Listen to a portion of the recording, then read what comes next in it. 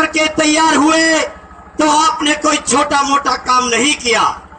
आप लोगों ने इन लोगों के वेदों को पढ़ने का काम किया, आपने मनुस्मृति को पढ़ने का काम किया, आपने पुराणों को पढ़ने का काम किया, गीता रामायण महाभारत को पढ़ने का काम किया, और इन सारे के सारे ग्रंथों को पढ़ने के बाद आपने इस देश के चालाक किस्म के लोगों से कहा, है इस देश के चालाक किस्म के लोगों, हमने तेरे सारे ग्रंथ पढ़ के देखे और पढ़ने के बाद ये पता चला सारे के सारे ग्रंथ खोखले हैं, सारे के सारे बेकार हैं। अगर यकीन नहीं आता तो तराजू के एक पक्ष पे अपने सारे के सारे ग्रंथ रख करके देख ले, और तराजू के दूसरे पढ़ने पे मेरे बाबा साहब का अकेला एक संविधान रख करके देख, तुझे पता चल जाएगा कौन कमजोर है कौन भारी है मेरे समाज के लोगों। इस प्रकार से जब आप लोग चले तो इन लोगों की चूल हिलने लगी,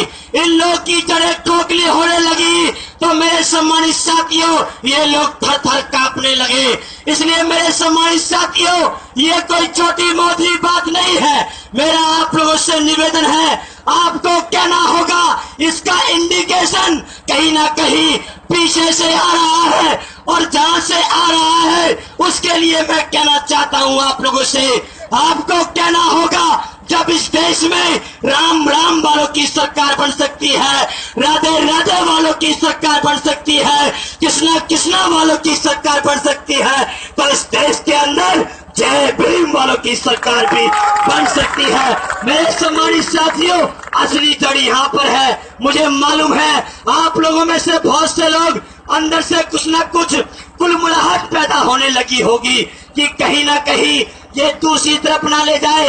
मेरे सम्मानित साथियों बात दूसरी तरफ की नहीं है, ये अकेला समय है, ये आखिरी समय है।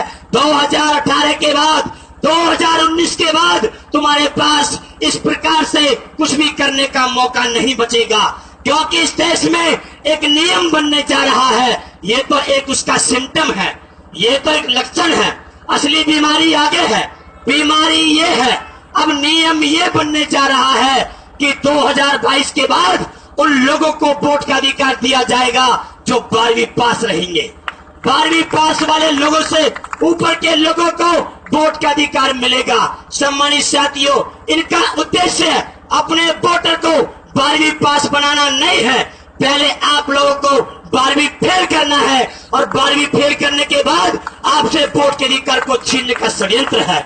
मेरे सम्मानित साथियों मैंने संविधान में पीएचडी की है, मैं संविधान का कीड़ा हूँ, मैं संविधान का विशेषज्ञ हूँ।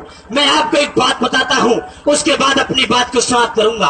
सम्मानित साथियों एक तरफ तो नियम बनने जा रहा है कि अब वोट वो डालेगा जो 12वीं पास होगा, और दूसरी तरफ आपके समाज के बच्चों को 12वीं फेल करने के लिए षड्यंत्र रचा जा रहा है। क्या नियम बनाया इन्हीं लोगों ने, इन्हीं दोनों लोगों ने नियम बनाया, अब वोट वो डालेगा जो 12वीं पास होगा, ये बनने जा रहा है। उससे पहले नियम बनाया अब पहली क्लास से लेकर के 9वीं क्लास तक कोई बच्चा फेल नहीं होगा, और नंबर 2 अब कोई मास्टर किसी बच्चे की पिटाई नहीं करेगा। बच्चा तो मास्टर को पीट सकता है लेकिन मास्टर बच्चे को नहीं पीट सकता।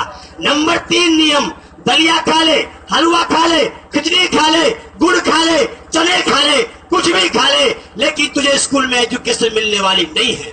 बच्चे के अंदर 2 डर होते हैं, एक फेल होने का, दूसरा मास्टर के डंडे का, दोनों डर निकाल दिए।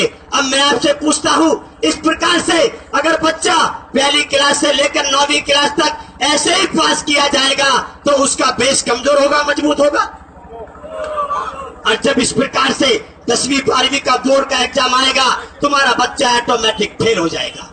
मेरा आप लोगों से निवेदन है, इन लोगों का षड्यंत्र है, आपसे शिक्षा का अधिकार छीन लिया, आपसे वोट का अधिकार छीनने जा रहे हैं। मेरे सम्मानित साथियों देश के हित में, समाज के हित में फैसला लो, और चालाक किस्म के लोगों को ठोकर मारने के बाद आप लोग कह दो हम तख्त भी बदल देंगे, हम ताज भी बदल देंगे।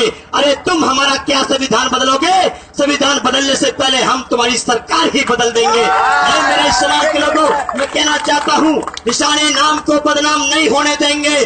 बहुत हो गए हैं जुल्म, अब और नहीं होने देंगे। ए बाबा साहब, तेरे पाक चरणों की कसम, तेरे दामन को आँचाने नहीं देंगे। मेरी बात को आप समझ चुके होंगे। इन्हीं शब्दों के साथ अपनी वाणी को विराम देता हूँ। जय भीम, जय भारत।